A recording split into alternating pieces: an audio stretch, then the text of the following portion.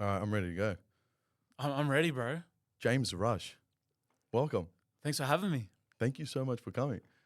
You got a great setup, man. I'm pleased to be here. I'm excited. We've put in work for it. We've put in work. I hope it shines through. Which I was like nervous with you coming on as I was saying.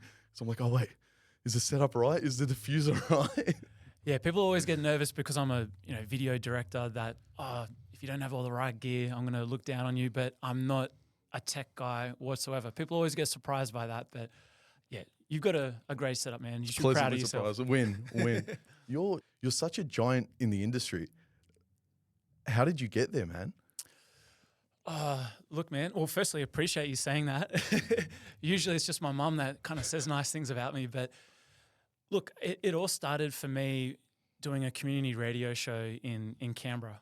And I mean, look, people always think it's a bit funny when I bring up Canberra, but look, I'm proud to be from there. And when I was 19 years old, I started a community radio show. No one listened to it. So it's kind of similar to you in the sense that you're starting a podcast, but of course you got a lot of people listening. Yeah, it's massive. all 300, yeah. And look, I just went all out with it. I was studying web design at school, and I just thought, okay, I've got this community radio show. I love hip hop. I'm going to do a hip hop show, and I'm just going to push it as far as I can. So I made a website. I was like, Canberra's #1 R&B and hip hop show. And so what I started doing was I just started emailing all these people in the music industry in America, in Australia, anyone. And I just said, hey, I've got this show. It's the #1 R&B and hip hop show in Canberra, AKA the only R&B and hip hop show. So it was true then, yeah. Yeah, it was true. Yeah. And look, it just all stemmed from there. It all started with the radio show because this is how I learned networking and how to build relationships. So long story short. Nah, man, we want the long story. Yeah. We want the long story. So when you say radio show, was it you said you started it or you jumped in on it? So yeah, it was a community radio show where they had a studio and everything was set up. And because I'd already been DJing for a little bit of time prior to this, I felt comfortable playing around with the mixing desk and the microphones and. This is when, CDs were still a thing. So I had a great collection of CDs. And, my girlfriend at the time, we were doing it together. So, we had a lot of like natural banter on the show. But look, where everything changed was, I started emailing people at record labels in Australia and in New York. And like I said, I was like, I've got the #1 R&B and hip hop radio show in Canberra. Let's do an interview with your artist or, send me some music. So I interviewed people like Chris Brown, Bob Marley's son, Damian Marley. Oh, wow, man. And a guy by the name of DJ Ski, who I ended up doing an internship with. But I interviewed like just about everyone you could think of in the hip hop scene, like Hilltop Hoods in Australia, and just, started building this incredible network of relationships. Yeah. So yeah, it literally changed my life. And that's the thing I've noticed. You don't speak it much, but your track record is really high. Where these relationships are all there. What were you selling to them then? If you've come with hey, we're the best, were they kind of what were they expecting the exchange to be? So I guess what I learned very quickly was, particularly at record labels, they were like, oh, okay, they're just ticking boxes. Like, okay, we've done 5 interviews in Victoria, 3 in New South Wales. Oh, we haven't done any in Canberra. Okay, like it's a smaller market there, but yeah, let's do one in Canberra. And particularly, I mean, this is, going back about 15, 16 years when I was doing the show, hip hop in Australia wasn't very big at the time. So a lot of these guys were just excited that I wanted to interview them. And what I found really cool that I wasn't expecting in America, these guys were really excited that they were tapping into the Australian market because they were like, oh, this guy might be able to help me, get a tour in Australia. I mean, little did they know, it was literally my mum, and like, maybe 2 or 3 of my friends every now and then tuning in. Yeah. But I just created some like amazing opportunities. Like I literally had the biggest hip hop magazine in America at the time sponsoring the show in the sense of they were sending me 50 to 100 magazines every month that I could do for giveaways. I had like a proper logo design and a website. Yeah. So, 16, 17 years ago, if you had a really good looking website, that was everything. Yeah. And that's what I had. So, yeah, it was. You found the niche in the market which needed it. It was a supply and demand, and you're like, wait, this is missing right now. And you've literally jumped in it then. Yeah, exactly.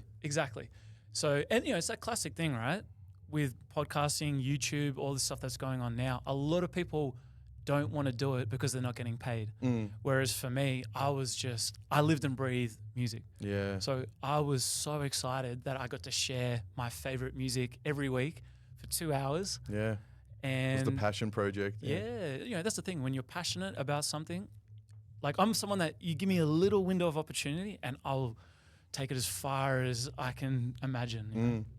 How do you stay relevant over time? And especially now with such a dense, saturated market, how do you stay on top and maintaining authenticity, especially now with like this short attention span, everything's happening. What's been the thing that you've transferred across time? Because you've obviously been doing it for a very good amount.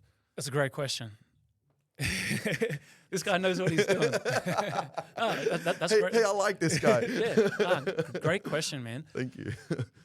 It's funny. I've been thinking about this quite a lot, and I think it comes down to consistency. So when you're really passionate about something and you stay consistent, like I've been doing this, like for 15, 18 years, and I love it. I live and breathe it. I wake up every day with a smile on my face, and I think when you're just so excited and passionate about wanting to share your knowledge, share, what gets you excited, helping others, and staying consistent by doing that, that's what a lot of it boils down to, is just being consistent and doing the thing for a long time. Like at the end of the day, it's kind of almost comes down to the last man standing. Yeah, well said. Yeah. Because that's the other thing is, we say densely, I'm saying densely saturated, but you see, because for podcasts at least, they say this is not factual. Obviously, check it yourself.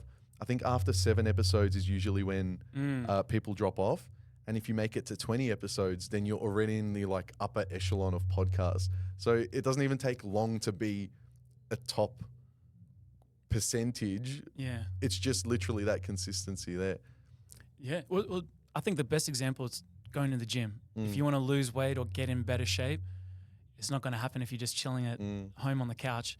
If you go to the gym every day or 4 or 5 times a week, you're going to see a difference over a month, 2 months, 3 months. So imagine 15, 16, 17 years, and I've stayed consistent for that amount of time. I've never, if anything, now I'm more passionate and excited than ever. Yeah. So you genuinely are like a big name in the industry. You've worked with all these people, not to mention like, what was it? Twitter, Dior, Kobe Bryant, Steph Curry, the list just, we can't, it's a massive list. I'm adding that context to ask, to what degree can you, or do you feel like you were influencing the industry? Does the industry influence you to the point where you had to stay relevant to the industry? Because it's like a relationship as well. Yeah. You're obviously an individual, but an impactful one. Do you feel like you've influenced the industry at all, or how'd that thing happen over time? Yeah.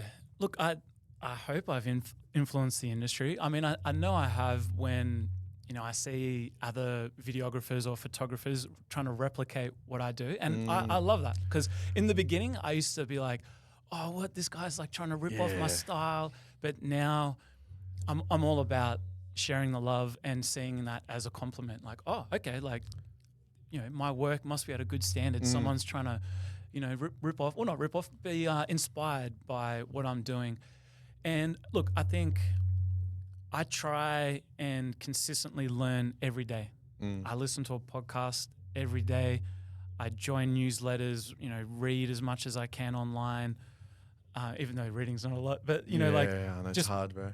Just educate myself to stay ahead of the game. So I think where I've had a lot of success is I'm consistently learning. Even though I've worked and done a lot of incredible things, I don't think, like I can chill now. Yeah.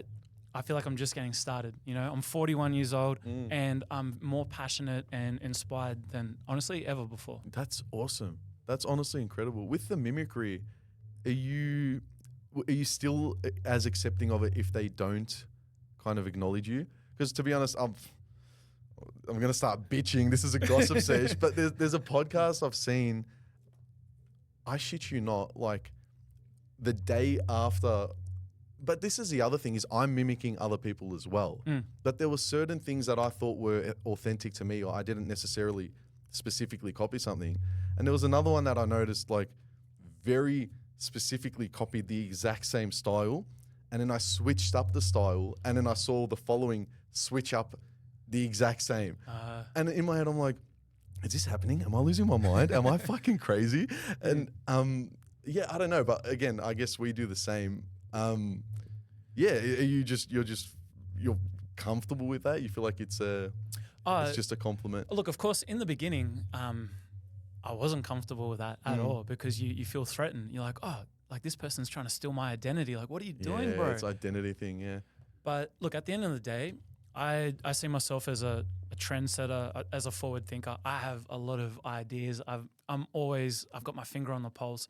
So I just keep reminding myself, like, look, if you are trying to make a career from purely copying someone and that's all you do, you're not going to last too long. Yeah. But we all get inspired by other people. Like, a lot of my work is always inspired by something that I've seen, or a song I've heard, or a podcast, you know, that I've watched or listened to. So I always try and, I guess, like, add my flavor as much as I can from what I've been inspired by. So yeah, I think you've just got to embrace it. Yeah, welcome to Not Your Thoughts. You know? yeah, 'Cause exactly. that's honestly the philosophy that I've taken, and to the point of my thoughts as well.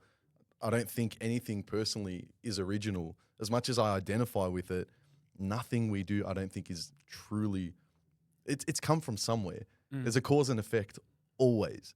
Do you know what I mean? But yeah, no, that's crazy. So I had a thought and it's left me, and I'm like, wait, come back. It was but, yeah. I was just going to say, just going off that subject, I think what I've learned over the years is, like, I'm someone that I don't come from, a family that has like a strong culture or food or traditions. And I always say to people, like, I remember I had this Indian guy that was asking me for advice, and he was doing music. And I said, bro, you know what is so cool about you? You have this incredible culture. Embrace being Indian and incorporate it into your music. Like, Awesome. stop trying to be like these American guys. Like, yeah, get influenced by Drake and whoever it is, but why don't you incorporate, like, I don't know, one of the Indian instruments, but still has that like hip hop flavor to it. Be proud of who you are. Be proud of where you're from, and this is how you start being a little different. And and people love that. Like, and it's hard in the beginning because when you're different and you're potentially the odd one out, but this is how you become great. Yeah, and so thank you. That's really good, because you did trigger the thought where it's about the authenticity shining through. If you're not authentic and you are mimicking, that can't last over time. And I think what's happening now as well is people are turning to the internet for validation before they've even developed a relationship with themselves.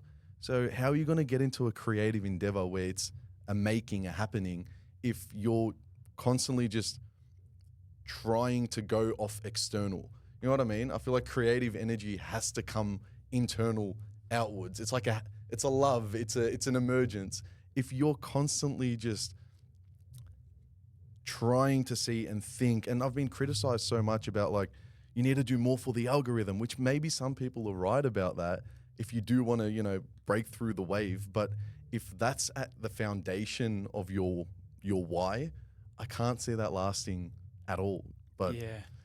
Oh man, the algorithm is going to kill us. Because look, I think just on that subject matter, like, I've had a lot of problems with this myself over the last couple of years. And I think for me, the sweet spot is 50-50. So if you play the game of the algorithm and the trends on social media at 50%, and then stay true to yourself and do whatever you want to do 50% of the time, I feel like you can get that sweet spot. Yeah. I mean, obviously, like, you do your thing, man. I'm all about being original, being authentic. And, I always say this quote, your vibe attracts your tribe. I like that from you. Yeah. Yeah. It's really good. So I think that's a really important one to remember. And I always, say that to myself all the time. Like, okay, not everyone is going to like me. Not everyone's going to like the beads or the shirt that I wear. But the people that do are going to be like, bro, your style's fresh. Or I love that shirt, love those beads. Or I love the way you take photos. Or, hey, man, Billy, I love the way that you do this podcast. The awesome setup. yeah. So, I mean, look, at the end of the day, when it comes particularly to art, there's no right or wrong. Like, not everyone loved Michael Jackson or Elvis or Kanye West. And, and that's great. It's what makes the world go around. Yeah. But I think in line with that, it's the authenticity. If you are on an authentic path, you're basically, you're by nature trend setting because you're just doing everything inherently. So I think people gravitate towards those who, and I do as well, I feel like we all do, when someone has I'm doing this with or without you energy, it's kind of like, wait, I want to be in on that. You know what I mean? Like, take me with you. And then I know when I'm doing that, I'm just kind of like, this is my pathway. This is what I have to do. I believe in callings 100%. I don't know how spiritual it is. It might just be by chance that's your calling. But I think having that relationship, you're going to attract your tribe, literally. Well, how's it been for you? Like 16 episodes, right? Is this number 16 or 17? I believe this is 17. Yeah. And how has your perspective on that changed over the 16 episodes? Man, we kind of touched on this before the episode, but I can't stress enough, everyone should start a podcast. Like all creative endeavor, but from speaking from my experience, start a podcast. And then if you ask yourself, no, I can't do that. Ask yourself, why not? Like, and anyone, you're listening, I'm saying to you, start your own podcast. If your reflexive instinct is no, dig into the no. Oh no, I'm too boring. What do you find boring about yourself? No, I don't have things to talk about. No, like it just, even, I'm not saying actually do it, but even the thought experiment, I feel like will put you in a really good trajectory.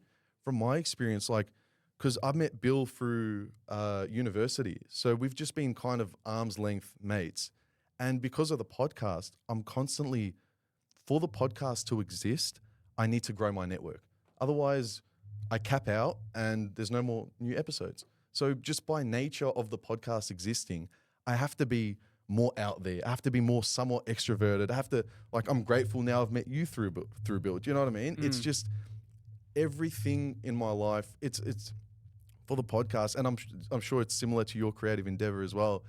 It's adding a level of discipline. It's now allowing me to look back and say, oh, wait, why did I say that? Why am I, especially with a podcast, you're literally publishing your views. Yeah. And views change over time, and people get ostracized for changing their mind. And now, like, whatever you say, it can get captured, put on the internet. It's there forever.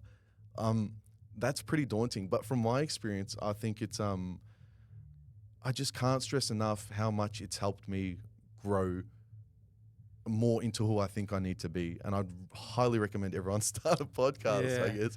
Well, okay. What are 2 or 3 of the key things that have improved in your life since doing the podcast? Because I think this is super fascinating. Like, you feel like, as an example, your communication skills, have become better. Like, because, it forces you to listen to the tonality in your voice. And sometimes you're like, oh, what? Like, I say this word a lot and, oh, geez, I need to work on this. Like, of course, you can be very critical about yourself, but have you found, your communication or the way you speak has improved and you're thinking about it consciously outside of the podcast as well? You're nailing it, actually. Yeah, you've answered it for me. Yes, that's honestly bang on. But more than the speaking, I think listening, becoming an active listener, and not feeling that I need to make it about myself.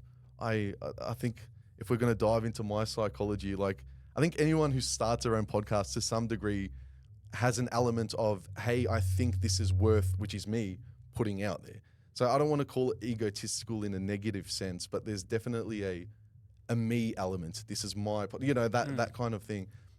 I think having the actual podcast, and when I'm editing, viewing it as a viewer, allows me to detach from myself and see myself with the other person as a viewer. So anytime the guest is speaking and I've cut them off, even me as the viewer, I'm like, hey, can you shut up? Like, what? Let him finish, you know? So I'm really able to just like disassociate from myself as an external viewer, and now hopefully refine and tweak, and just slow down. Even now, instead of calm down, you know, there's this. Sometimes you're heightened, sometimes you got to chill out. I think the communication's probably the big one, and I've always been a bit too, not introverted, but very, I don't need anyone. If I guess we're going there, but a bit too, this is my shell, don't talk to me. And now I kind of, again, for the podcast to exist, I need to make the I enjoy it. I'm not saying I don't enjoy it, but it can posture you in a way that might not be your default mode. And the posturing is connection. It's growing. It's learning, understanding. I can't stress enough how grateful I am that I have the opportunity to even start a podcast and get to speak to people like yourself, you know? It's awesome. It's awesome.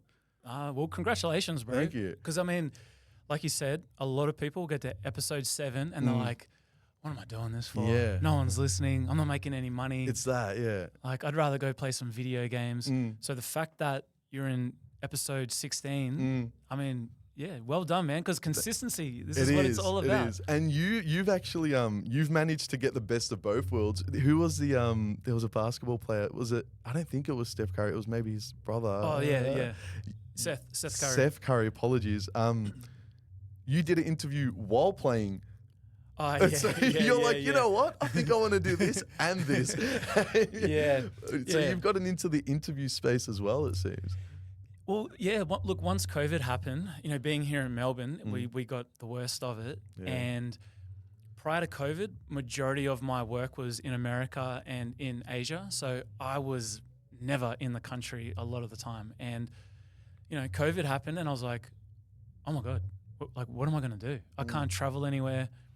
You know, I essentially lost 18 months of work. Wow. And it was probably one of the hardest times of my life, but then slowly turned into one of the best times in my life. Yeah. First 12 months was extremely difficult. You know, I broke up with the girl I was seeing. I was living alone.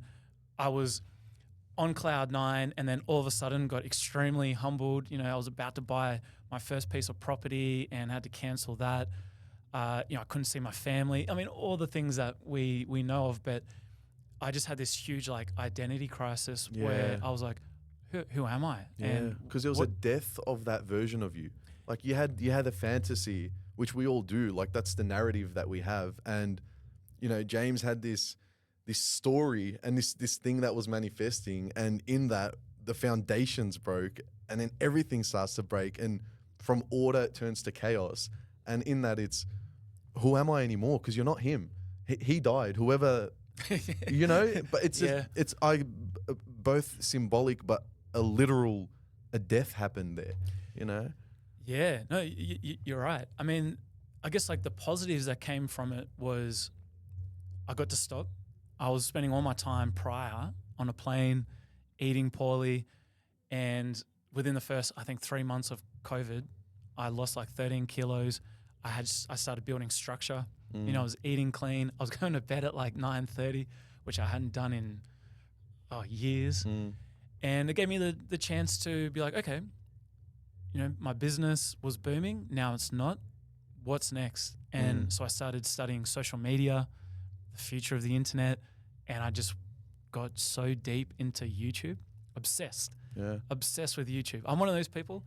It's either 0 or 100. So once I sink my teeth into something, I'm all in. And yeah, just started really diving into that YouTube space. And sorry, just for context, so can you help me understand what the two transitions were? So you're still videography and photography. What's the actual transition we're talking about here? So yeah, I was doing commercials all around the world, you know, with Twitter and Netflix and all types of like all my dream jobs that I'd ever wanted to have. And, you know, traveling, just being able to travel was like really exciting. That is the dream we're all shooting for. Yeah. Yeah. So I was literally living my dream life, and yeah, all of it, obviously stopped. And I watched this one YouTube video by this fellow called Ali Abdal.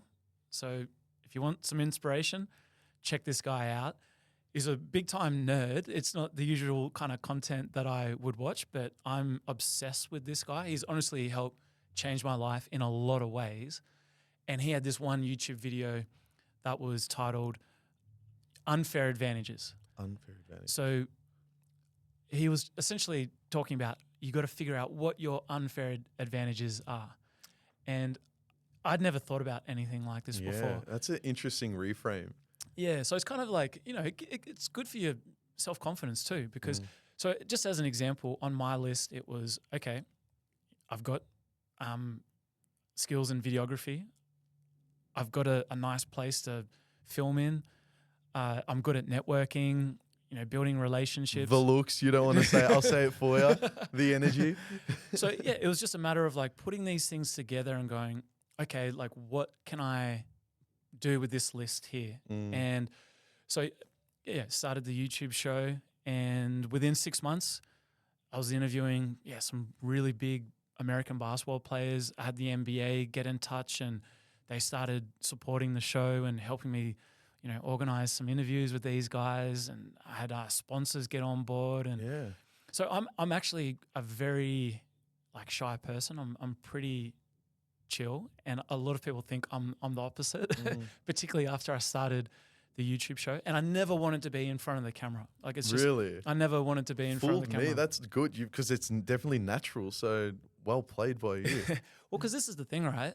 And this is where I've always had a lot of success, is staying 2 steps ahead. So I'm always looking at, okay, what are they doing in America? Because Australia, unfortunately, we're so far behind, and we still are in just about every aspect. Yeah, it always comes downstream from the US. Like, 100%. We're just consuming whatever they feed us, basically.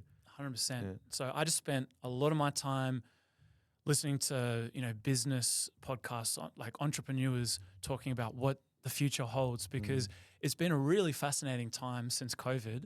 Things have just changed so much. Well, the personalization of everything, even brands that don't seem linked to a human or a personality have become personal brands. And that's what people are relating to. That's what people are attending to.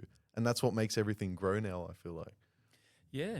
I mean, and the beauty is, right, as an example, we're filming this in Melbourne, and you could have people in Germany, America, France listening to it and being like, hey, who's that Billy guy? Like, all right, I got to subscribe to this. Yeah, do that. Yes. But, this is the beauty of the internet. So as an example, I was filming my YouTube show on my couch in my studio in Melbourne, but 45% of my audience is in America. Oh, wow. So I just love that. And I started realizing, okay, like, yeah, I still love traveling for work, but I can be here in Melbourne and still getting that international audience and even developing a deeper connection with a lot of these people.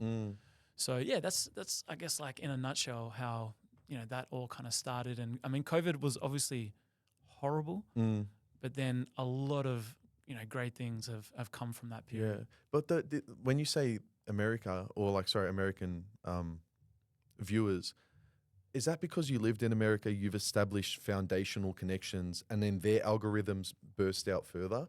Or was it because of the guests you had on? How does one end up on the American algorithm? Great question, man. Billy with the home run. Please keep doing that, because it's a real dopamine hit every time. So honestly, that's a great question, because this is something that I haven't talked a lot about. So I purposely create content that has an international appeal. So when I do a YouTube show, I will purposely use words that aren't like, I'm being myself, but I'm trying to cater to an international audience. Like if I was just using a lot of Australian slang. What's going on? Yeah, hey, welcome to the show. This is Rush. Fucking Rush, brother. Like, yeah, it's so for me, everything that I've done business-wise, I'm like, okay, I'm going to build it here in Australia, but I'm trying to build it internationally, or eventually get internationally. So it's these things that you got to factor in. Because when I lived in America, particularly when I went to New York, no one could understand me. So Really? I started realizing, okay, I need to speak slower. Yeah, yeah. I need to say, Enunciate. yeah, instead of water, I'll be like, so we're going to talk about Water. some water today. Yeah. And yeah, like I say, you got to be authentic and be true to yourself, but just have some of these things in the back of your mind. But also from like an esoteric perspective, there really is no self. So you can tweak and identify as long as it's like not fake. You can, because I personally had a similar experience where growing up, I definitely had a lot more of a bit talk like this, a bit more. It was like not that bad, but it was definitely like it was a bit more heavy. And I think when I started working at the airport, I was border force officer there, and whether it was mainly the passengers, but also other workers, but mainly the passengers. They're kind of, what did you say? and because they're international, and it's everyone from all walks of life, and I'm repeating it, and people are just not understanding what I'm saying. So I started getting in the mindset of visualizing the word and say the letters, and that's not inauthentic. It's just broadening the communication avenue that you have, and you've done it in a very smart but again authentic way and you're just tapping into markets, and it's clearly while you're on top, it's good. I mean, look, I'm by no means huge in America. I mean, that's the goal, hopefully, in the next couple of years. But that's why I'm so passionate and excited about the period that we're in. The possibilities now are just endless. Like being in Australia, when I first started going to America 15 years ago, you had no option but to fly to LA, New York, and physically be there. Whereas now, like I said, this podcast, YouTube show could just blow up, anywhere around the world. And it's such an exciting time for all of us. Anyone that makes content is putting themselves out there. The possibilities are endless. It's and that's wild, yeah. Yeah, and that's why I say to you, congratulations, bro, for doing the show. Keep pushing, because only good things are going to come. I think one of the best things that I saw online was someone saying, like, you're only one YouTube show, one podcast, one video away from cracking a particular market. Yeah. For me, I don't care about the whole going viral thing. It's getting the right eyeballs seeing it. But it matters, though. I think it's not about going viral, but to some degree, I don't know. There's real life, but then there's the virtual world that exists as well. And I don't know what my why is, but I kind of want to exist. I want to exist to people, I want to live. So there's an element of it. Yeah, I'm not shooting for viral, but we're definitely shooting for growth and more eyes. I don't know what, I guess, not to get too deep with it, but there's a big why. What are we doing? But that's when you zoom out, when you kind of zoom in. As you said, I'm only 16 episodes, but I already have a personal list of things that have benefited my life.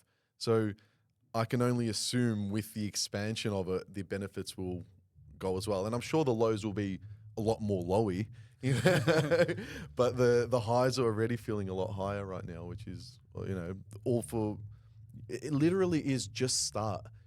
Have you heard shoot first, aim later? Yeah. I love that, man. I really love it because, as I mentioned earlier, I was sitting on this for at least 5 years wanting to start a podcast. These bad boys, these chairs, if you're just listening, I bought them 5 years ago with the intent of starting a podcast. And once you start, then you start building the structures in place, and you start organizing and disciplining yourself in a way that, instead of it being like learning to drive, first it's a conscious, I'm holding on.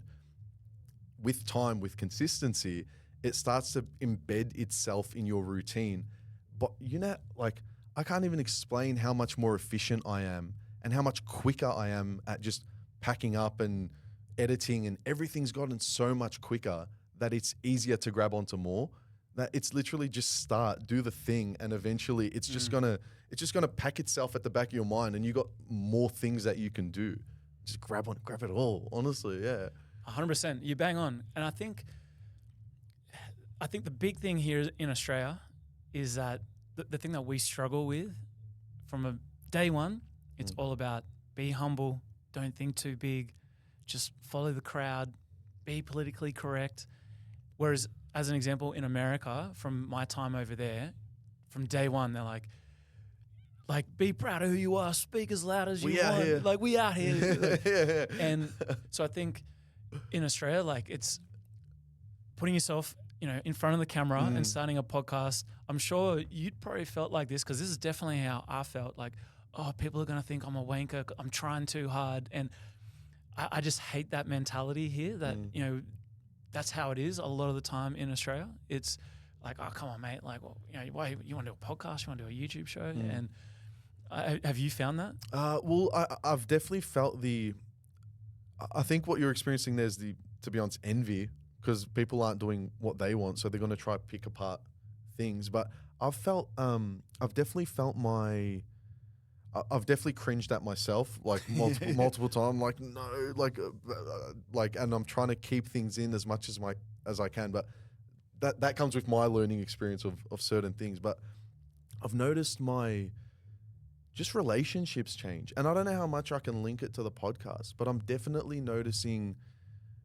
I don't know how to dive into it here, especially because it's going to get captured and published. So maybe I'll dive into it more off camera. But I definitely feel like there are things changing in the way people are viewing me. But I also know I'm changing in the way that I've got zero time for bullshit, and I've got zero time for people that aren't, at the very least, on their pathway. I don't need you to come on my pathway, but either don't be an obstacle or let's meet at the top while you're on your pathway. And that's embodied my mindset. And I don't know if people are sensing that, but I don't know, people who used to say hi to me don't say hi to me anymore. And I'm like, example, now I'm just fucking saying it, but whether it's at the gym or out in public, and I know them and I'm looking at them to smile, and there's people who I've seen see me and they just don't interact. And again, I don't know if it's linked to the podcast, but I'm noticing these weird tweaks in relationships that never happened before. So yeah, I'm not sure where I was going with that, but I definitely feel relationships changing. I don't think in terms of because you were mentioning if I feel that because of just posting. Yeah, I guess like what I was kind of touching on was a lot of the time in Australia we're not like encouraged to achieve our dream big. But the other side of that though is you kind of broke through though, and that's what I meant. We can link it back to actually having influence over the industry, because it's not as relevant to me what you're saying here, because I've come in at a time where it's literally normal to say I have a podcast now. Yeah, everyone's got a podcast. And it's kind of like, oh, you're another one. I've been like, I get that. It's like, oh, another one. I'm like, yep, just another podcast. So to be honest, I can't actually relate, because you've broken through the social media when it was a bit more taboo, but I don't think people see it that way anymore. It's odd. It's a norm. I feel like now I kind of catch up with people through the podcast. Yeah. How you going? How you going? Yeah, it's been a while. I miss you. Say hi. So, yeah. Oh, that's great then. That's awesome. I mean, it's good to hear. If I think about it. So when you say like you've kind of built these networks, can you how nitty gritty can you get? Asking for a friend. But are you going to them and saying, is it constantly you on the active, or have they found you? Because you've got the network. It's there. I'm so curious how to develop that. Look, I think firstly I'm someone that I just refuse to take no as an answer. So, as bad as it might sound. Play that in court, yeah. Yeah. No. But it's been I think one of my best traits is I just keep shooting. I have this saying, I mean, other people say it too, like you shoot 100 jump shots, one of them is going to go in. I go to a bar, if I talk to 20 girls, I'm hoping one of them is going to give me a number. Surely one. But, it's the mentality that you've got to have. You've just got to, like, have that confidence. And, it's not like I'm trying to do anything stupid, but I just believe that, I've got something, I'm a positive person, I've got something to offer, and I just need you to give me an opportunity. So I have been for, over 15 years, just messaging, emailing people all the time. Yeah. I'm on LinkedIn, I'm on the emails, I'm on the DMs and Instagram. I'm like a dog with a bone, Good, man. Yeah. and I just love connecting with people. And it's, I fine-tuned, I guess, like my little intro spiel over the years. I've got a template. I just copy paste it. Yeah? Yeah. Because it's a banger. So Okay. and I captured it all in there. Oh, So, fantastic. Well, there you go. If it works, hey, go for it. But look, I mean, it all comes down to what I've learned in life. It doesn't matter if it's, with podcasting, relationships, business, whatever it is, all boils down to communication. And if something doesn't work out, majority of the time is because the communication wasn't strong. So for me, I've really developed, a good sense of strong communication over the years, and networking, and realizing, it all comes down to relationships. Like, a lot of people will hire me because, like, my work is great, but they will continue to hire me for a number of years and recommend me because I'm a good person, my communication is strong, they can trust me. Trust is so important. That is huge. You honestly have been, like, because I've had guests that are really hard to communicate with, whereas it felt like on the inverse with you were so bang on that I'm like, wait, I like this is, it felt professional and accurate. And you know what I mean? Like, precise. And I'm like, perfect. And on top of that, I feel like it happens as well where, again, just start. And over time, like, the benefits will compound as well. Because I'm sure this is what I'm experiencing, again, I think similar to you. Eventually, the work speaks for itself. So you slowly become less of a beggar, because it becomes, which we're all beggars at the end of the day. But I'm slowly becoming less of a beggar because, one, I'm just more comfortable filming. So I'm kind of a bit more like, I'm just on my podcast. Yeah, I'm a bit more comfortable in that sense. And when I'm going to someone, it's now become a bit more, hey, look at the work I've done. If you're interested, you're more than welcome. If not, I wish you the best, genuinely. And coming at it with that energy, and like, it's only going to get easier with time because the work's only going to show more and more of itself. That I feel like it gets easier as you go, in my experience as well, or at least the networking element from it.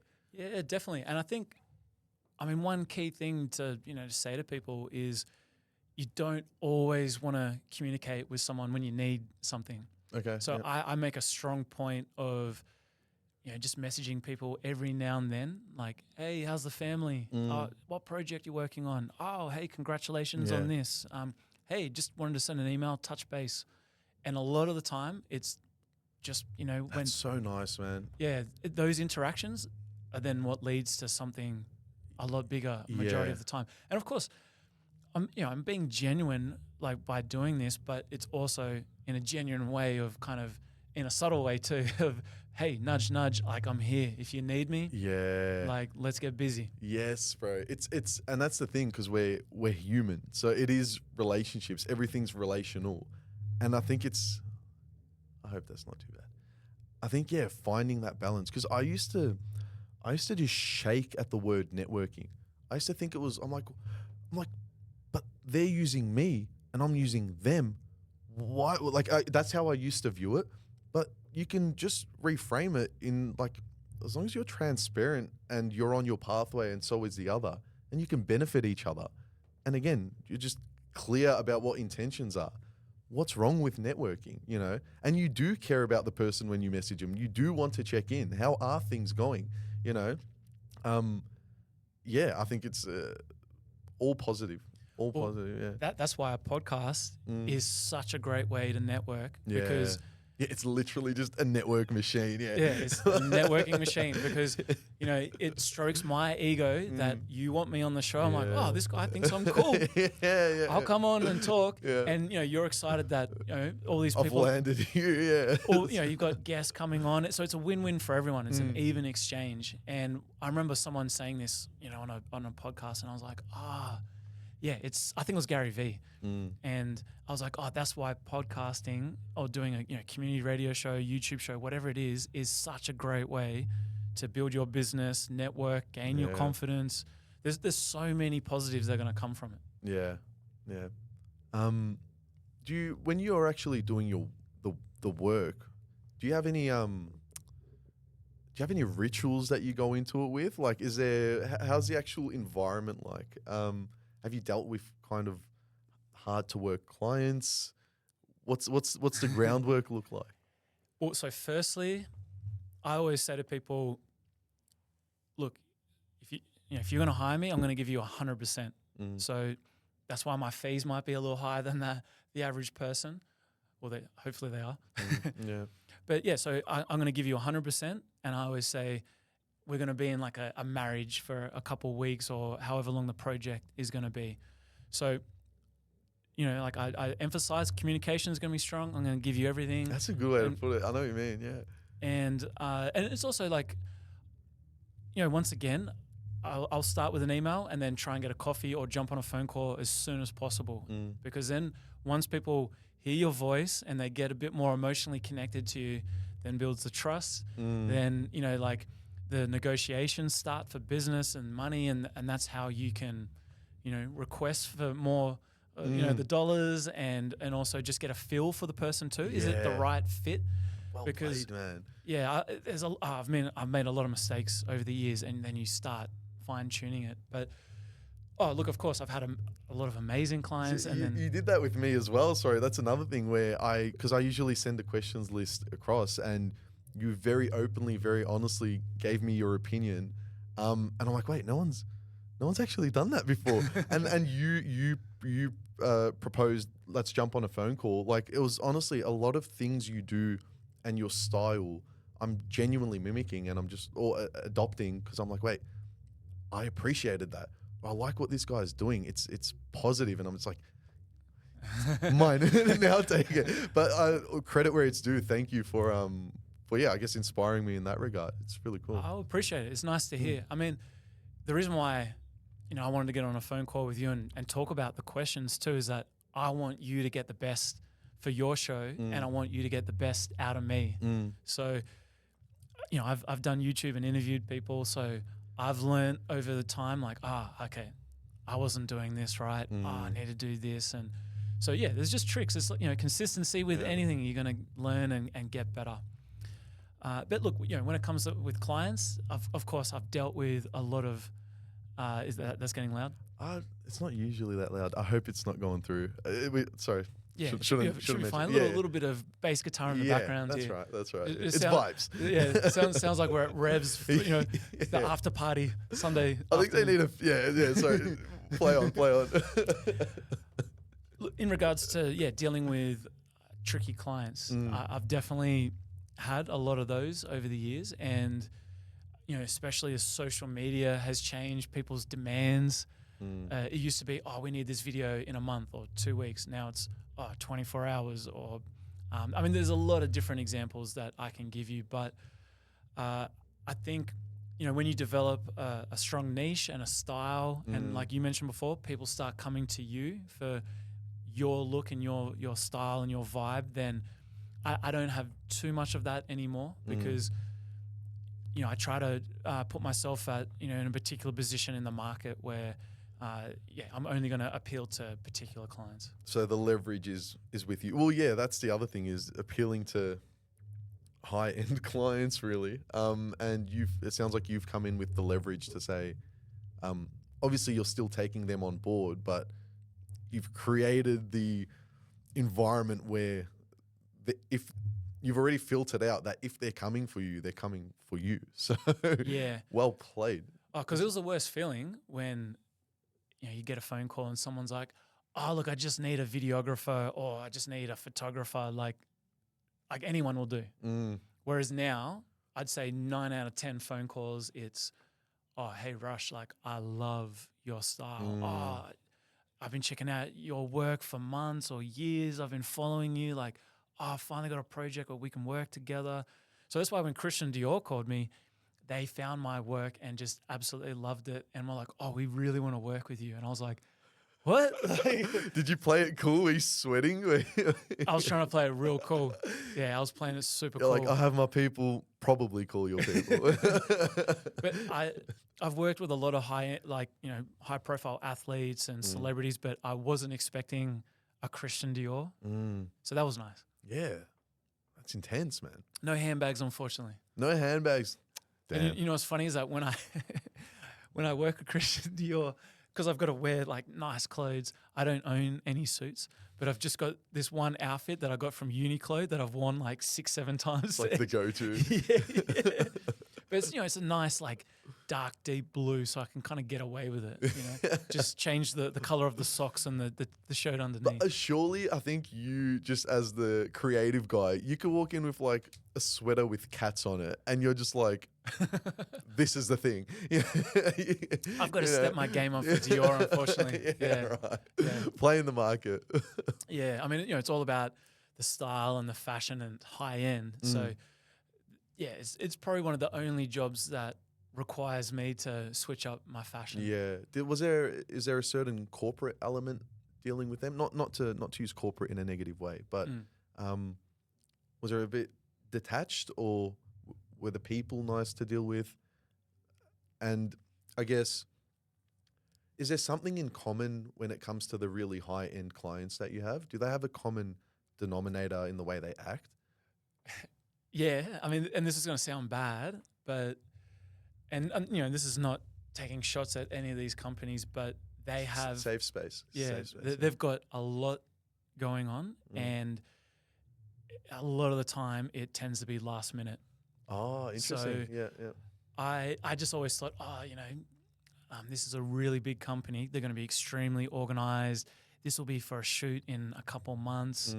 But a lot of the time it's, hey, Rush, 3 days time, any chance we can fly to blah, blah, blah. Or it's not always like that, but something you've noticed. Yeah, something I've noticed. And I mean, it's also social media's changed. Content is, they need it a lot more now. So I get it. But and they also, in this scenario, kind of have the leverage as well. It's kind of like the like you're the booty call, so they know you'll come running.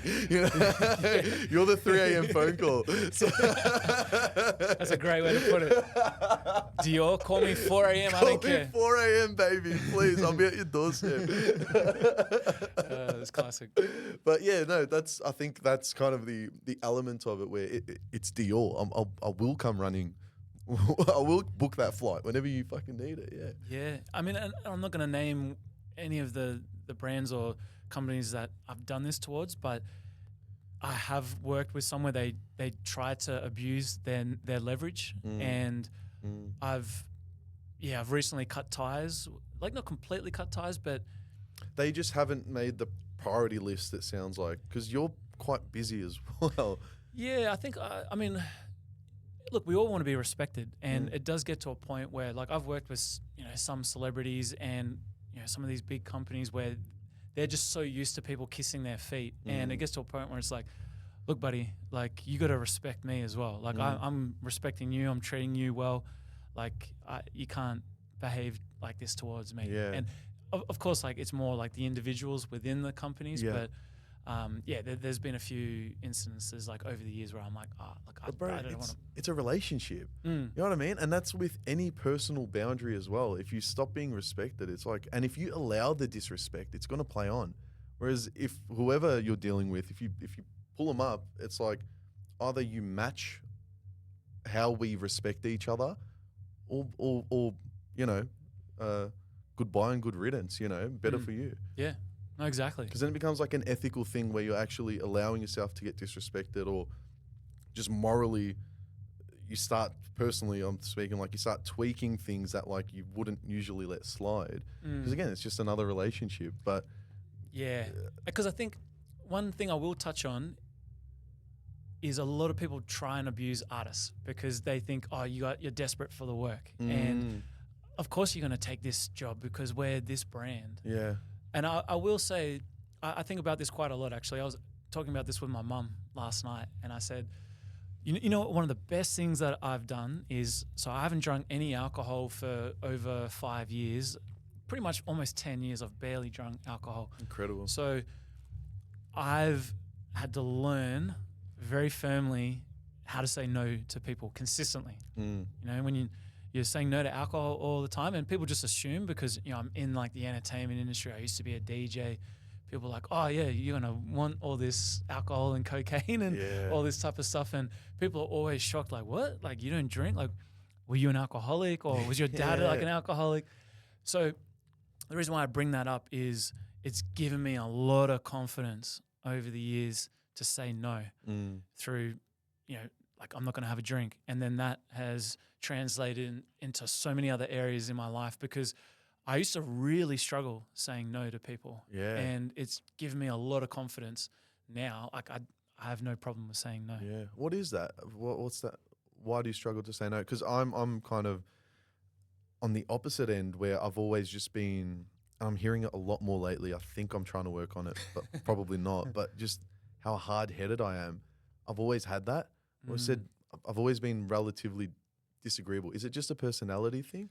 I think for me, look, to put it simply, is I was too much of a people pleaser. You know, like I just wanted everyone to always see me as like a nice guy, or, you know, just always trying to help people. And then you start realizing, oh, this is not an even relationship. Yeah, this is not working for me. And also people respect you a lot more too when you say no, and you kind of let them understand like where you sit in that situation. Yeah, exactly. So that's a great thing, that you can be that way.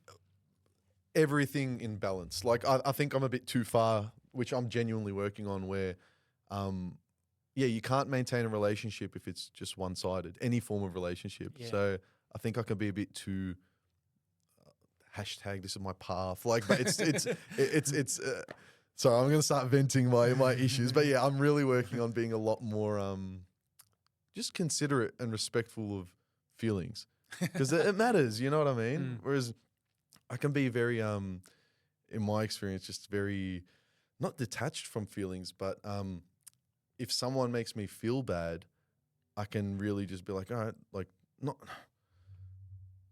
like I'm always very, you don't owe me making me feel good, no matter who you are.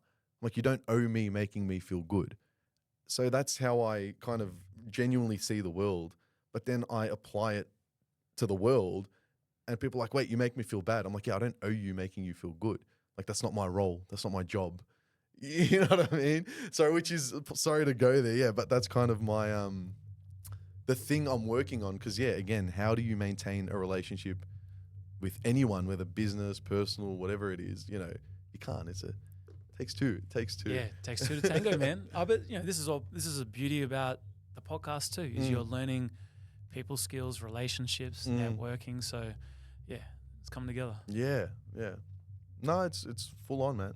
It's full on. You the community element, what's your drive there? Because that seems to be, again, something I've just really like what you're doing there. Can people who aren't photographers come? What's to go there? Can you start doing parties or something, please? Yeah. Also, to give it some context, I started these photography meetups because I was just like, you know what? Like, a lot of my friends left after COVID. So I had 5 to 6 of my closest friends leave Melbourne. And I was like, I need to make some new friends. Yeah, interesting. So I was like, you know what? I'm going to do a photography meetup. And I thought 8 or 10 people at the most would come. And then the most recent ones that I've done in Melbourne and in Brisbane, I've had over 400 people sign up in each city. And wow, they're just exploding. So it wasn't like a path I thought I was going to go down. I thought I'd just do a one-off. And now I've literally created a business around the whole thing where, you know, it's photography meetups, workshops, online education, merch. There's going to be a whole bunch of other factors in there, you know. So, but look, I think to get on a far deeper level with it all, I grew up not knowing my dad. I haven't seen my dad in a long, long time, and I never had a father figure growing up of any kind. So I was always seeking advice and looking for a role model. And I'm realizing, you know, I want to give that to other people. I want to be someone that can give them advice and help. I've had a great career. I've had a lot of success. I want to give that back to others. And man, honestly, it's the most rewarding thing you'll ever do is helping other people. I get messages all the time now, bro, like, thank you so much for this advice. And even last night, I'm helping line up a videographer go to China for 2 weeks and do a project there. A girl from the Brisbane community, I got her to come and assist me on a Christian Dior shoot. Last week, I had 2 photographers come and work with me on a photo shoot with an Olympic athlete. And I have a lot of other really big, exciting things that I'm helping people with that I won't announce just yet. I'll tell you off camera. Okay.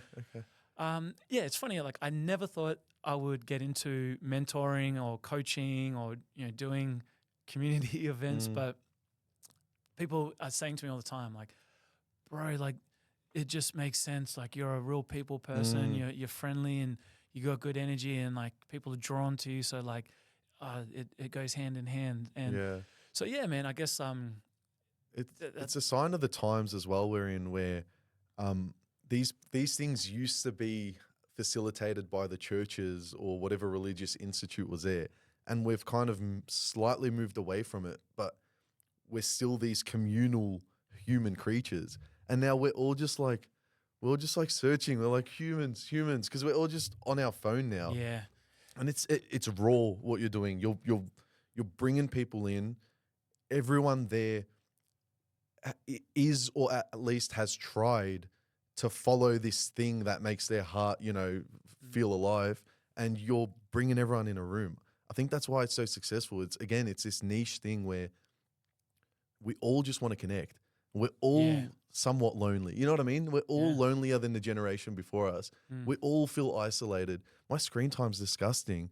Like, that's why I'm so keen. Are you going to do a rush speed dating thing for us? Can you hook that up?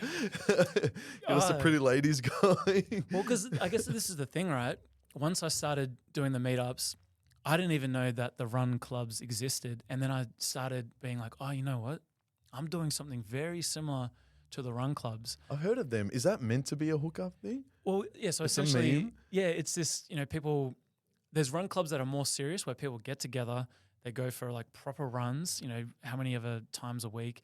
And I guess you could say there's more like social media trendy people just wanting to meet run clubs where they'll go for a run. It's kind of becoming the new dating app. They'll have a sandwich and whatever afterwards, buy the t-shirt to the run club. And it's just turned into a whole thing. And I've started joining a run club. I didn't know that's what I was getting into though. Yeah, you actually started one. Well, my mate invited me, but it's actually a local one, and it's just a way for us to catch up. And I went for brekkie with another mate today, and I'm like, so they're all like old school mates. And I'm like, yeah, I saw a thing. We're doing a run club. And now he's going to join. And now, so we're also creating our own little community. But I could see why it would be a hub. Yeah, no, it's fantastic. I mean, I won't get into it too much, but I'm spending a lot of my time researching what makes a community. Like I've gone deep into religion and why people go to church every Sunday, and it's actually really fascinating. Because when you break down marketing and what people are drawn to, it all comes back to Sex. Exactly. Took the words out of my mouth. That's a great clip there. But it is bang, bang, bang. Yeah. But no, have you heard that quote? There was I love it.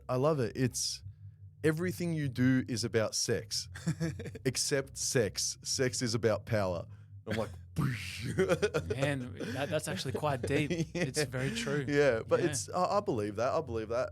I've mentioned it on the podcast before, where I think creative flow has a sexual element to it. And I think we just need to restructure the taboo of the word sex, because what is sex? It's creation, it's flow energy, without getting too into the dichotomy of man and woman. But as a man, it's my movement energy. It's my get up, do, get. That's when I'm in like a sexual flow. That's for me. I'm assuming for women it's receptive, So, I don't know I don't know. I can't relate. Everyone's got masculine, feminine in them.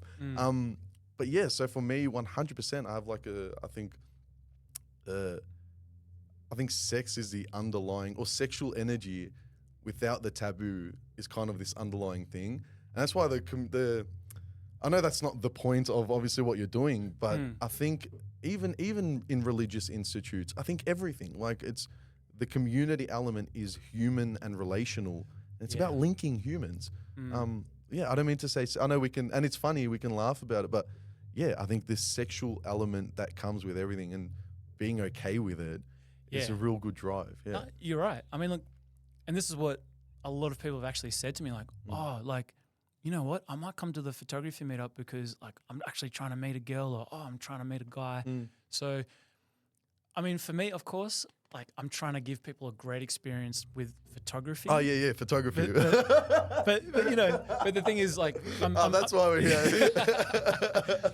But yeah, I'm definitely trying to get a good amount of like 50-50 when it comes to 50% guys, 50% women, and it's not just for photographers. By the way, sorry I didn't answer your question. True. It's creative community. So, I mean, essentially, when you do a photo shoot, you need a photographer, you need a model, hair and makeup, fashion stylist. Yeah. So it's like I've got DJs and rappers and. So then, how does that work though? So what is actually, because I've seen on, it looks so, honestly, it looks awesome. You usually have a model, and are you kind of obviously leading the pack? You're saying. Maybe I'm trying to squeeze some exclusive things out here. Maybe without saying too much. But what is it looking like? Are you snapping a photo? And I should come to one of these just because I've got these cool, expensive cameras. Yeah, man. You look like a legit photographer. Yeah, we look legit. What's the dynamic like? And how's it social? What's the social side like? What's the technical side like? Great question. Thank you. That's, I think, the third. Yeah, keep them coming. Yeah, you need one of these. Ding, ding, ding. So look, I usually do a lot of research in terms of like what other people are doing for photography meetups or events like this, but I didn't want to get influenced. So I was like, you know what? I'm just going to do what I think would be really cool. So I've organized, baristas, models, DJs. I used to be a DJ, so I definitely want a DJ there, and rappers to come and perform, because not only does music obviously make people feel more relaxed and comfortable, it also looks really cool to photograph. So, and the energy, it shifts the energy in the room. Yeah. Oh, 100%. Like my favorite things: coffee, photography, music, people. And like I'm trying to mold all of that together. Well, it's Rush's space, and you're creating it, so you get to mold it as a manifestation and reflection of you. Yeah, 100%. So I've niched it down to a sense where it's a photography, like the brand's called One Shot, and so now it's creatives inspired by sports and street culture. So it's kind of like, think of that Nike, Adidas vibe of sports and street culture intertwined, because that's how I've made my whole career, shooting for Nike and all these different brands. Like it's on that vibe. So essentially, just to give you a quick idea, people turn up. Sometimes I'll have like sponsors where we've got free chocolate bars and protein balls. And when people come to the event, I try and make them feel as comfortable as possible. And I'll get up and get on the mic and we'll play a few games, because what happens a lot of the time, people go to, networking nights, but no one's instigating how to network. So I did, this is where I did a little research, called a few people that have put on events, and I was like, okay, like let's play a game when people first come. So I get on the mic and I'm like, all right, everyone, get into, I'm trying to get hundreds of people together here. It's actually a lot of fun. And it's like, all right, we're going to get into groups of, 5 or 7 and get in a circle. And I want you guys to pick your favorite photograph that's on your Instagram, introduce yourself. That's so smart, and bro. Yeah, because, everyone, they're there for a photography meetup. So even if they're not a photographer, they've got hopefully an Instagram. And so they'll pick a photo, introduce themselves, and then talk for 30 seconds why the photo is special to them. Bro. And then what happens is people feel excited, they feel comfortable, they exchange Instagrams, and automatically they've got 4 or 5 new friends or followers, And the number one feedback I get from people is, oh, actually, I've made new friends and the networking was amazing. So yeah, people are coming for the photography, but it's not really even about the photography and the models. It's more about actually meeting people in community. Because from the research I've done, they say like people come for the content, but they stay for the community. Yeah, yeah. And everyone's kind of there. It sounds fun being in a position where, the MC is like, all right, everyone get in a group of 5.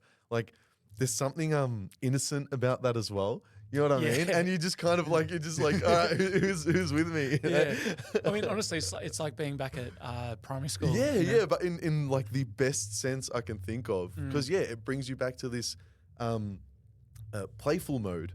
I think that's a big thing as well, is like we're losing the playful energy, which I think that's ultimately where curiosity comes from. Kids are the most curious, because they know nothing. And like, what's that? What's that? I try personally be as childlike and curious as I can.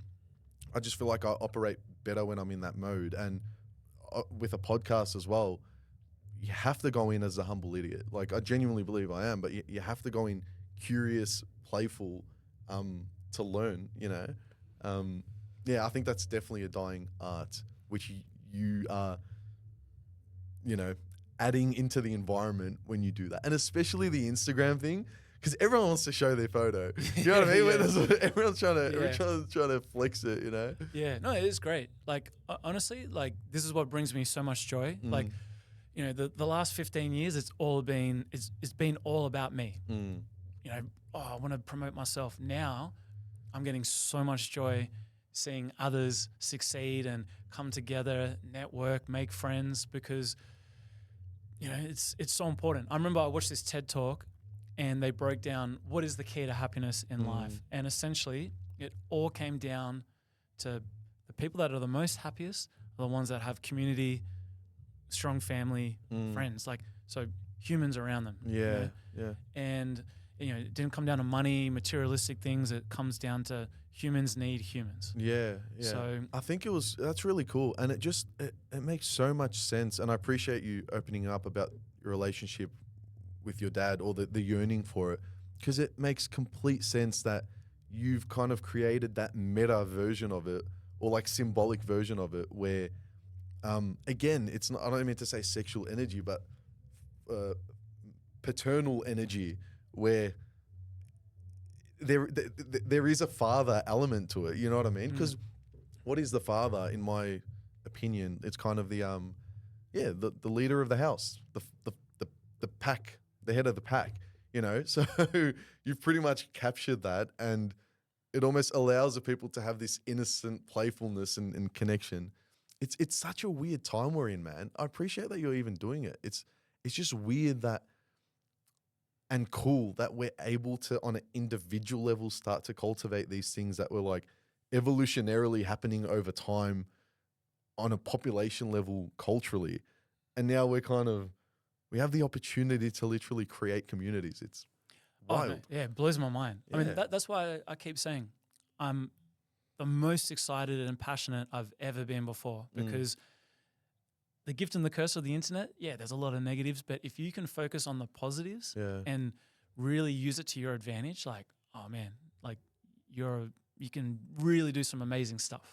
So I feel like this has been my calling in life. Like, I'm like, okay, I finally found what I'm supposed to do. Like all the years of hustling and hard work and certain things that have happened in my life, I understand why those moments have happened. Awesome. For this thing that I'm doing right now with One Shot. So One Shot's where you kind of want to take the future of your work, essentially. Yeah, 100%. Yeah. So there's going to be a huge online education component as well. So because what's happening is, people come to the events, they love it, and then there's people that they want more, and then they want more, and then especially for someone like me, I've had a great career, and they trust in me, they believe in me, and I'm now able to use my network from the last 15 years and I can help these guys get opportunities. So I'm trying to get big brands involved. I've been on the phone and having meetings with big brands. I'm really like I'm going to turn this into something huge. You'll see. Yeah, you can feel it, man. Yeah. So it started from something very small of like, I'll get 8 or 10 people at a cafe, and now, I'm talking to brands where they're like, oh, hey, like maybe we could take this to Brazil or Italy or LA, and so whenever like I said, when I commit to something, it's never 70 or 80%. We're deep in there. 100%. So, I want to create scholarships as well, where, as an example, like a young creative here in Melbourne, I can give them the opportunity to go to LA or Brisbane or whatever it may be. Yeah. So I've spent a lot of time planning and studying and putting this together. So like I just launched it 2 weeks ago, but I have things planned out for like the next couple of years. Yeah, and I guess since the last like 10 years of even unintentionally all the things that built up to it. Yeah. So what's the exchange though? Like is it genuinely just a good feeling that you're able to give? Is that a part of it? Oh, for sure. Because are you benefiting from a network element as well? What's the exchange? Yeah. Yeah. So I guess. Oh, look, I could talk about this for hours. So be careful, man. The batteries are charged. I'll give a time exists. Yeah. I'll give a simple answer here. So essentially, I'm putting on these events, and people are coming. They're getting a lot out of it. But then there's people that they want to subscribe to my. I'm going to put together like a subscription model online where people can do the education. They can buy the merch. So. It's a win-win for everyone. Yeah. I'm creating opportunities. I'm creating people, giving people the chance to gain a network. I'm getting sponsors and brands involved. Yeah. And so that's why it's the sweet spot, because it is a business. Yeah. It's a business, but I'm also helping, giving back. So there's a lot of like free elements, and then there's paid things, subscription models, online education, and I'm trying to get people all over the world involved in these projects. So good, because you know your worth, man. And like at the end of the day, there's only one Rush that's had the experience of Rush, that's built every connection of Rush. And you're kind of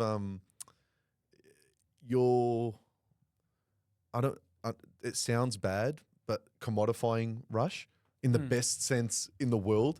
And what comes with Rush, the experience, the energy, the kindness, the community, the network. Like you're literally saying, and that was partially what I wanted to grab from you, because I wanted to do something somewhat similar. But yeah, an element of thank you for being a part of my network. I'll give you now here's my network. You know what I mean? So it's kind of like this, this is what I've worked on. I want to give it to you, and the inverse of that. Yeah. Well, no, it's amazing that you wanted to put on something like that, because when you told me, I'm like, oh, this guy's switched on. Like he gets it. He gets it. So because for a long period of time, and I know a lot of people feel this way, where we're afraid to share our network, share our knowledge, because it's like, oh, I've worked so hard to get this. But I've just learned that it's all going to come back to you, and it's all about building trust. Yeah. So, and to some degree, it's a big thank you. It's like, hey, thanks for being in it. This is me. This is what I can give you. It's like again, love, sexual energy, whatever. It's a giving energy, So it just hits. It hits. Yeah, and particularly like this girl that I got to come and assist me at the Christian Dior shoot. It literally changed her life. She was just like, oh my God, like this is my favorite brand. I can't believe you're like letting me come and like be a part of this shoot. And it just gave her so much confidence. And because, she was talking about, oh, look, I've been feeling down recently. And, she was telling me about the troubles that she's had, and then coming to this shoot and just having someone else believe in her and giving like a little bit of an opportunity. It has been a game changer. So for me, I get so excited about helping other people. Yeah, it really comes off genuine, man. 'Cause I was really surprised that you were on board to come on the podcast. And honestly, it matters. It really matters, because when you said yes, like I obviously believe in myself, but when you said yes, I'm like, you are a literal reference point mentally for me when I'm like honestly, I'm getting a bit emotional because I had a moment of like, wait, I am worthy. This guy, and again, like we haven't even touched on the list of things you've gone through, and you're willing to come on. I just feel like I really related to what she was feeling there, where it's like, you've given me the opportunity. It kind of validated what I was working towards, and it gave me like just a second wind push to kind of move forward with that. So I completely understand that. That's us. So does that? It's really smart by you because it's a positive branding, and branding isn't a bad word. I think it's just a reflection of you. That's your branding. Have you had to consciously work on your branding? Did people kind of say, hey, you should be a bit more prestigious? Not that you're not, but don't talk to these low-level 400 followers, you know? Like, was there an element of that? Did you have to consciously figure out your branding? Yeah, I mean, hey man, great question, by the way. That's number 4. I'll give you that. I mean, look, yeah, I'm obsessed with. Sorry. I'm absolutely obsessed with Nike, and I love, their storytelling, how they get people emotionally involved, how they incorporate the community, and it's all these aspects. Like I've really studied Nike, their brand, and I've watched a lot of podcasts and YouTube shows on people from the marketing department within Nike, Wow, okay, yeah. And it's really fascinating, like listening to these guys speak and understanding, what triggers people's emotions and how to get people, connected to your brand and all this type of thing. So, I'm obsessed with marketing. I'm just really starting to learn now about sales. I just did a personal branding course for 6 weeks, and that was heavily learning about, emails and sales and how to get your followers like really emotionally connected to you. So, like as an example, I'm not trying to toot my own horn Slap here, your own ass, yeah. but like say like that example I gave about, why have I started a community and coaching and all this type of thing, and relating it to my dad, is because then there's a lot of people that might watch this and go, oh my God, like I grew up without my dad as well. Like, and then straight away you start developing this emotional connection. So I'll tell you a quick story. So I put out a video 2 years ago, just like a 60-second video on Instagram where I was like, hey, this is my name. I'm from Canberra. I grew up humble beginnings with a single mom. I didn't know my dad. I take photos and this is what I do. And then I started my YouTube show, and I had this guy who started following me and liking all my stuff. And then he sent me a message one day. He said, oh, Rush, like, man, I love your work so much. I'm in Brisbane. Like, if I ever come to Melbourne, like, would you have a coffee with me? And I was like, yeah, man. Like, because, this was after like a few messages back and forth. I had no idea what he looked like. I didn't even know what his name was. And I said, yeah, man, like, for sure. Like, why not? Just hit me up. Yeah. 10 days later, I get a message, and it's the same guy. And he's like, hey, Rush, I'm in Melbourne. Any chance, like, I could come past tomorrow for a coffee? So, yeah, come past. So he gets to my office. I've got my coffee machine. I love making people mockers. Okay. So flexing it. Yeah, nice. made him a mocker. And he's sitting on my couch. And I'm like, hey, bro, like, and just to give it some context too, he's this 22-year-old Sudanese kid. He's from Brisbane or outside of Brisbane. And I'm like, so what are you doing in Melbourne? And he's like, to be honest, bro, I just flew here to see you. Oh, wow. And I was like, oh, wow, man. Okay, like why? And he goes, oh, like you put out this video where, you're talking about how you're from like a small town, like Canberra. You grew up with a single mom. You're into photography with sports. And he's like, it's literally the same as me. And this is, a Sudanese kid. Obviously looks a lot different to me, but the emotional connection is there. Yeah. And that just like made my mind explode. And I was like, oh, this is the thing, like storytelling, being vulnerable, talking about, your experiences and who you are, and giving other people a crack. It's so important because when I was 22 years old and I went to America and I moved over there and I did an internship, someone gave me an opportunity.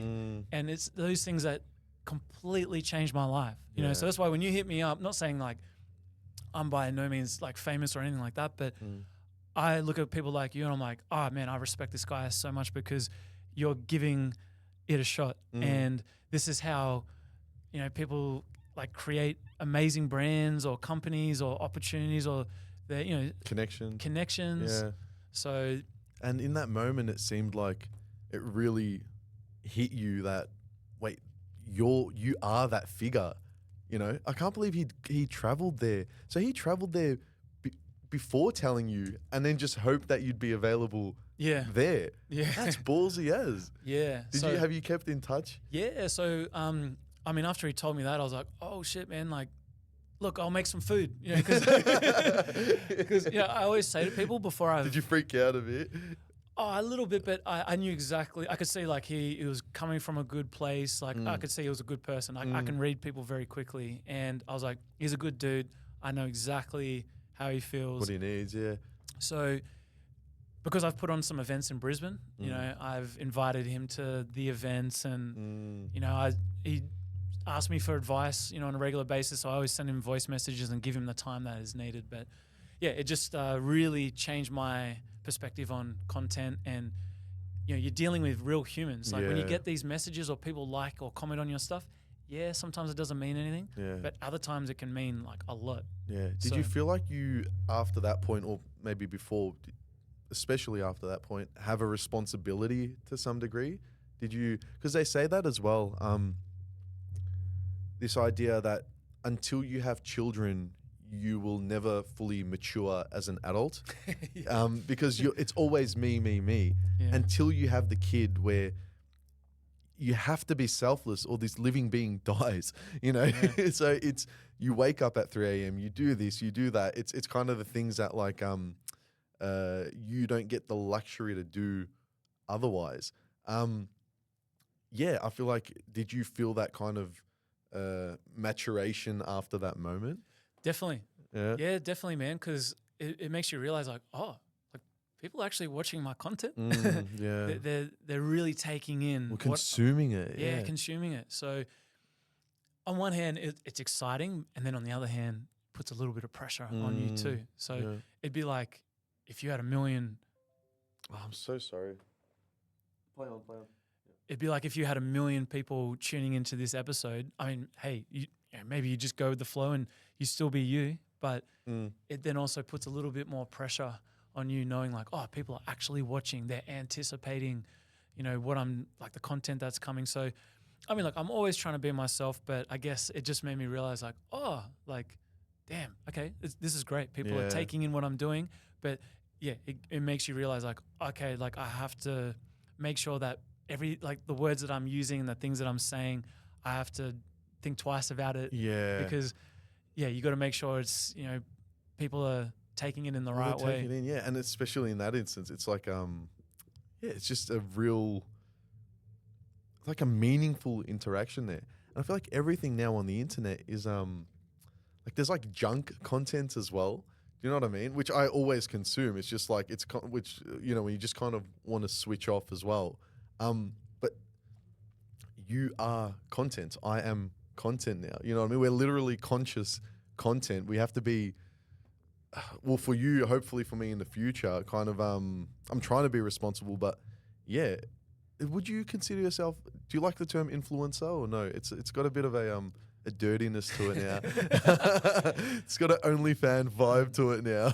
But I mean, look, the word that I'm using on my One Shot website is mentor.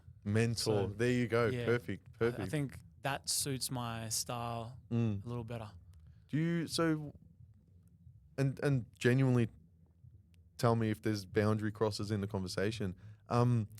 Did you fill the role model gap growing up? How was that experience like for you? Oh man, to be honest, never really. Like, it might sound like a funny way to describe it, but hip hop played such a big role as like a male role model to me, because it's all I had to draw on. You know, like, so in a lot of like positive and negative ways, I listened to hip hop for like a father figure and as guidance. And I really became obsessed with my heroes. Like I was just obsessed with Michael Jordan. I would listen to every little thing that he would say. Yeah. And I think the closest, I guess you could say, like father figure I had was when I went to America and I did my first internship when I was 22. And, I worked with this guy for a long time. And it was funny because I thought he was a few years older than me, but he was the same age as me. But he just had a crazy successful career already at 22, in LA. But Yeah, true. yeah. So, I mean, look, look, my mum is amazing. My mum's my mum and my dad in a lot of ways. But, I mean, of course, as a man growing up, like you need that male energy and that kind of father figure. But it's never, I never really had one, so to speak. Did that influence your and I was thinking about this. I didn't know how to word it. So I don't know. Safe space. I don't know how to word it. But did that play a role in the you seem influenced, but not influenced. You seem in the heart of that. Is urban derogatory or no? No, that's fine. Urban culture. Do you know what I mean? Did that play a part? Are you connecting with people in a certain way similar to what you said there, or is it just you're into the sports, or do you get where I'm dancing around with the question? I don't know if I'm asking the right thing. I don't know what I'm saying with that. Like as in, if You like, seem to be in the sports, the basketball. You seem to be in black culture. oh, You know? okay, okay, gotcha. Yeah. I was like dancing around Okay, that. that's what I thought you were what you're saying. But then, I guess the reason I'm scared to say that is because am I making assumption? Is the link the absence of father figure? Am I ignorantly making a link to black culture there and asking if that's a connection? No, look, you're bang on, man. I think growing up, in Australia, we're extremely afraid to express our feelings, whereas, in America, I think that's what I related to a lot with hip hop is that these guys were rapping about, I never knew my dad, and it's not like I came from like a completely dirt poor family, but I grew up living off Centrelink until I was like 16, So I related to hip hop a lot in the sense that they would talk about not having much money, not having a dad. And I was like, oh, this is me. Yeah. Like, yeah. It was that simple. Yeah.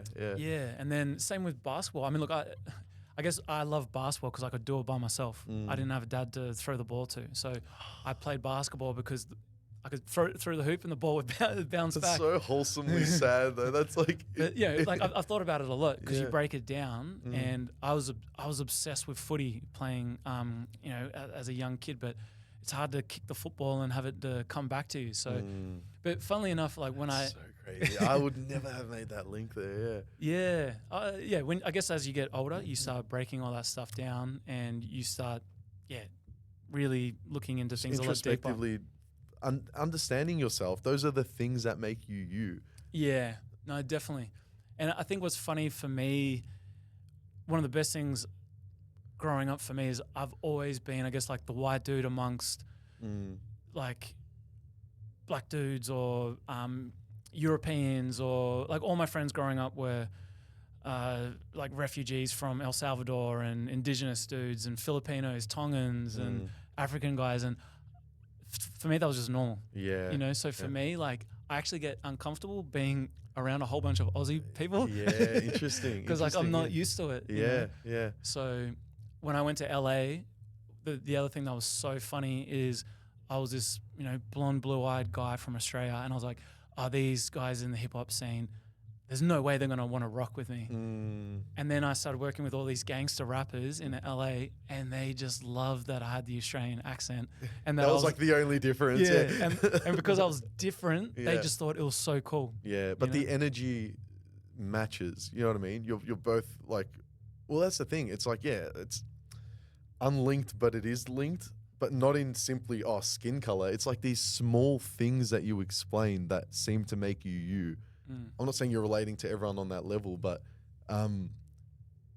it's interesting that the skin color became so irrelevant, which is like at the core of what we should be striving for as a culture. And that's why I was iffy to even lean in that direction, because I'm like, I didn't want to bring up a conversation that even mentioned, you know, African American black culture or this or that. But it is interesting though. I think it's okay to be curious about the for dynamic sure. there. Oh, for sure. Yeah. I mean, even as an example, when I was 12 years old, my best friend, he was a Torres Strait Islander dude, and he was super black, but he would call my mum.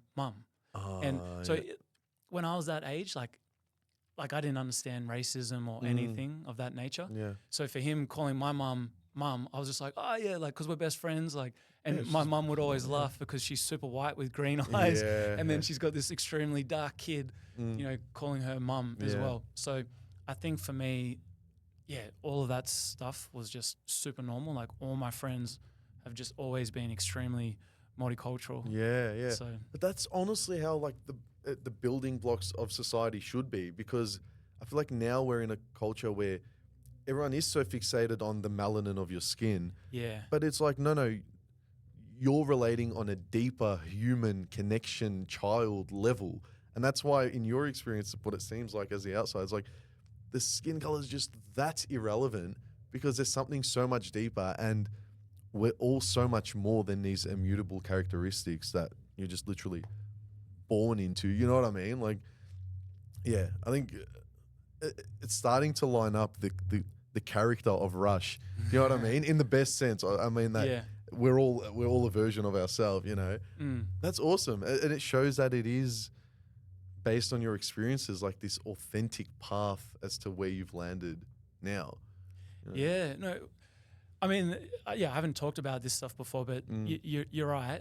So when it comes to building a community, that's why I'm big on let's get a diverse group of people together, Yeah. male, female, because number one, that's what I'm used to, but that's what I want to encourage. So, yeah. there's all those elements that if you really start digging deeper, it stems back from Yeah, as day we all one. are, but like that's literally us, and I think that's it explains the. And I don't mean to keep kissing your ass. I'm sorry, but like I'm genuinely like believe this. It explains so much about you've done the dirty work in knowing yourself. You've done the dirty work in looking back. Why is that thing? Why'd that make me me? What are these things that make me me?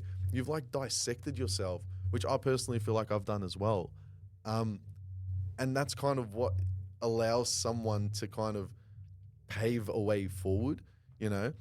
And I live by the kind of philosophy of not that everything is as it should be. I kind of believe that, but like if I was born into a life of pain and suffering, it'd be a bit harder to be like, this is what, this was meant to happen. But simply that like everything just happened and is happening. Everything is just happening. So from my end, it's kind of like there's no version of reality where things didn't play out the way they are. You know, as much as you want to think of another version of reality, as much as like you might have wanted something to happen and it didn't, or you had a story and it didn't go that way. Like this is the only is, you know what I mean? Like, and this is all we've got. There's nothing else to go of. To me, that gives me a level of, I don't know if it's stoicism or detachment, but it kind of, I don't know. I've used that to kind of get me through situations, even if I've made a mistake. Or even if there's something where I should have done X or I should not have done X, even in that scenario, I've convinced myself there's no other version of reality where you did X. You know, you were always not going to do X. So just wear that, and this is me talking to me, wear that, and you now have the new information.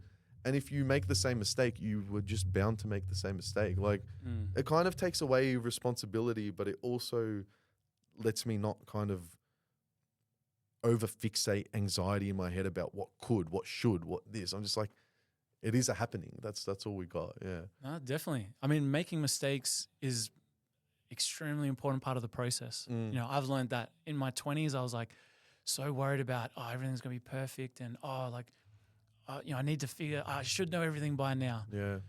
But look, I tell you what, I think I just turned 41 recently, and I only really started feeling comfortable in my skin probably in the last like 2-3 years. You know, we've all got insecurities. I still have insecurities, but I think I'm just at a point now where like I know who I am. Yeah. I'm proud of who I am, and I'm very comfortable with who I am.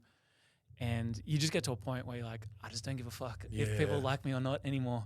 Mm. And it's a really nice feeling. So What's your relationship with death? man, no one's ever asked me that before. That's quite an interesting. That's an interesting question. Yeah. Look, I mean, And so the reason I ask that is because when I'm entering that mode that you just explained, it's usually followed by we're all gonna die. yeah, You know, when I enter fuck it mode, it's you're gonna die, I'm gonna die. Nothing matters, but we're all gonna die. Like life, we all know it's short, but I genuinely believe that we're already dead. Like we're already dead. You're already, if you're lucky, 70 or 80 looking back at where life went. Like it's not happening. You're already there right now. It's right, like it's happening now. So when I enter that mode, I'm just like, I can't care. You know what I mean? I'm still finding myself. I'm still finding pride in myself and just being able to be more free in things. But it's still like I'm definitely being more comfortable in my fuck it, life's short energy.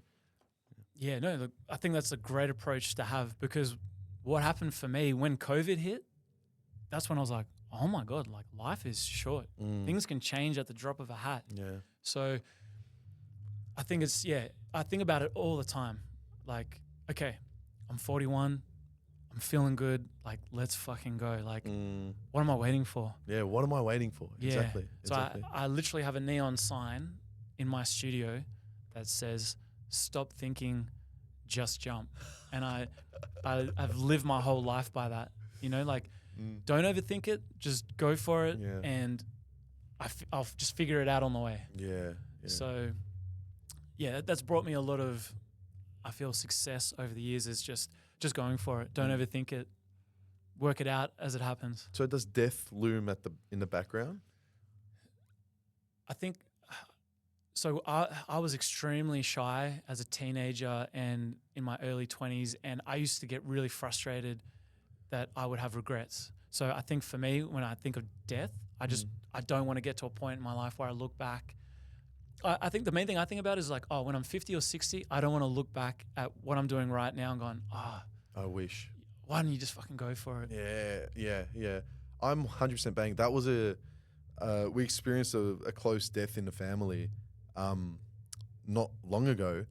And I was already set that I'm going to do a podcast, but man, was that another hit in the face? I was like, wait, like start.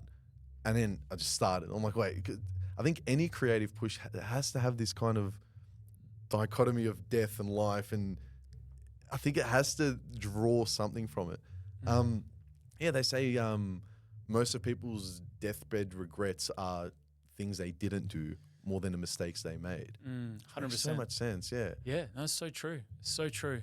I mean, look, I feel like I've had a really blessed life. I'm extremely happy with, what I've done so far. I feel like, of course, like I'm just warming up. Just getting started. Just I getting love started. that, bro. Yes. Yeah, and it's not trying to sound cliche or anything. I honestly feel like that. Like I'm in amazing shape. I'm, just so inspired. And it's such a great feeling, because so many of my friends, once they hit 35, they just lose like the zest for life, And Yes. so I've honestly cut off a lot of friendships because I'm like, bro, I can't be around your energy anymore. Like I'm just warming up, And some people are like, bro, you're 39. Why are you starting a YouTube show? Or what? Wait, sorry, I'm going to challenge you there. Has anyone really pulled you up on that? Like people are questioning. I believe you, but who are these? Not who are these people, but they just don't sound like good people if they're shutting you down like that. No, yeah, it happens, man. Like people, will kind of like they don't say it super directly, but Gotcha, they'll be yeah. like, It's yeah. It's the energy of it. Yeah, isn't like YouTube for like little kids yeah, or something? yeah. So, yeah, I think now my circle is very small. I really try and make a point just relating it back to death too. Is I try and tell my mum every day, like I love her and I appreciate it. And I think, yeah, really just appreciating and being in the moment a lot more. That's what COVID also helped a lot with is I used to always think about, oh, where I got to be tomorrow or in 2 weeks. Whereas now, like I'm far more in the moment. Yeah. And that brings a lot more happiness too because I'm a lot more present. Mm. You know, like right now, I'm in the podcast. Yeah, yeah. I'm not thinking about what am I cooking for dinner tonight. Yeah. I'm really here. Bro, and that's you just kind of made me notice that. I never thought about this before. I think the high I get from the podcast is you enter this conversational flow state. I don't have any other thing in my mind other than listening to you, finding a point of relation in what you've spoken about and discussing that and seeing if there's a thread I can pull on and I can give and we can just kind of have an emergent conversation. But podcasting, it really like mediates a flow state for me at least. Yeah, I'm sure you're feeling it as well, but yeah, I think that's part of my rush, my rush on it. Yeah, it's that flow state. It's the present moment. Yeah. Yeah, no, it's sad to say, but it's the world we live in. We're very rarely without our phone now. Yeah, I'm bad, bro. So I was in Byron Bay for 5 weeks recently and I was in the ocean and I was surrounded by about maybe like 50 surfers. And I was like, oh, what feels weird out here?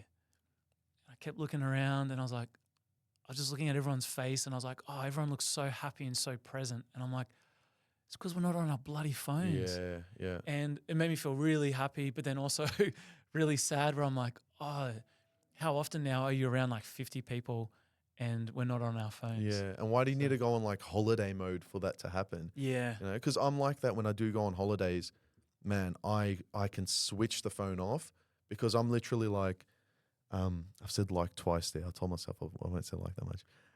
Because when I'm on holiday, even if I'm staring at a wall, I want to be staring at a wall in Bali.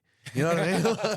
like, I want to be crossing the road in Bali. Not that I would check my phone on that anyway, but because I'm in holiday mode, maybe I'm just a cheapskate even. I want to get like the most attentional squeeze out of my holiday that I'm so good at just completely wiping the phone out. And then you feel the patterns slowly come back when you enter this space again. Because even when I'd come back from my holiday, it's kind of crazy, or even it's so crazy that even towards the end of the holiday, a thought that you have here, only here, pops up again. And I'm just like, no, back down. And then like as the holiday kind of nears, like work or this or that, these things just start to pop up again. And the holiday's kind of over. I don't know from my experience, how to make life a holiday. Is that what you're experiencing? Is it really a holiday for you? Well, I never like to call what I do a job. So I've always had this rule where I'm like, the day I start calling what I do a job, like I want to stop doing it because honestly, I feel like I have the dream life. Like I wake up every day so happy and so excited and inspired to do what I'm doing. So I never want that feeling to go. And I guess for me, I'm trying to, create this new business where it can go a lot more online so I can try and venture and live by the beach a little bit more. Yeah. Because I'm a workaholic and I'm trying to force myself to have more of a balance. So, but you're sharing that experience, You're saying, this is my experience. These are the things that make me rush. When I used commodify, I meant it in that sense where it's like you're sharing the positive. yeah. You know what I mean? Like you're sharing the brand of rush, which is you, It's so smart. It's good. Very inspiring, man. Honestly. I appreciate it, bro. I mean, yeah, I'm just grateful that you're finding some enjoyment out of, some of the things that I've done and have talked about. So yeah, I appreciate you having me on the show. Solid nuggets in there. And I'm genuinely fan, hopefully transition to friend. Well, genuinely I like to be comfortable using the term fan because I'm watching your work. I'm just like, what's he up to? You know what I mean? What's Rush doing now? Yeah. Well, just quickly on that note, this is what I feel like we're promoting podcasts like the whole time, but honestly, this is what makes podcasting so special too is that you and I have now just had this incredible conversation where you get quite deep, and I talk to you about things that I don't talk to a lot of my friends about. So now we have this like special rapport, you know? And that's what is so amazing about, you know, having a podcast. Do you like do you know Chris Williamson? Oh yeah, He's like a massive inspiration Yeah. for me. He had a little reel talking about there's like a he called it there's like a almost like a he called it post coitus conversation after you've had the podcast where it's like you've done the thing and it's like, so we colleagues now, we're friends, and we like, and it was really funny hearing him talk about it because I'm experiencing somewhat similar where, yeah, because this isn't work obviously, but it's like a different dynamic. Oh, that's all right. It survived quite well. It survived quite well. Yeah. That bad boy's still running, so we're all good. I'm surprised that went out actually. Should have been charging. But yeah, it was just really funny that that kind of how you define the relationships and it starts to transition throughout. But yeah, man, it's all happening. It's all happening. Rush, honestly, I don't know how else to say thank you. Like I haven't known you that long, but you're very impactful, and I think the authenticity shows. I think that's why we've gravitated towards each other. Yeah, repeat for me the quote, your favorite. Oh, your vibe attracts your tribe. The vibe attracts your tribe. It's so true. It's so true, man. Yeah. Until the next time, man. I'll stay tuned, and I just can't wait. Maybe we'll do a round 2. We're linked now. We're linked. Yeah. Definitely. And I've said this to you off air, but look, man, I think you've got a lot of talent. You got a great voice. You got a good look. You got the passion, and you know I can see you got the work ethic there. So keep doing your thing, and you know I want to see this. I'll come back on episode 100. How about that? That's it. Well, yeah, man. Let's watch this unfold, man. Until the next time. Let's go. Let's go. That camera now. Yes. Peace. How long was that? Man. Bro, 2 hours. Was that 2 hours? 2 hours. Holy of a shit. banger.